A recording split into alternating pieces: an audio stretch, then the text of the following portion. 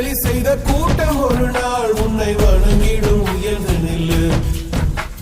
அன்னை தங்கை மனைவி என்று நீ அடித்த வியர்வை உங்கள் பாதைக்குள் பற்றும் அந்த தீயை அணைக்கும். நீ பயமின்றி துணிந்து செல்லு.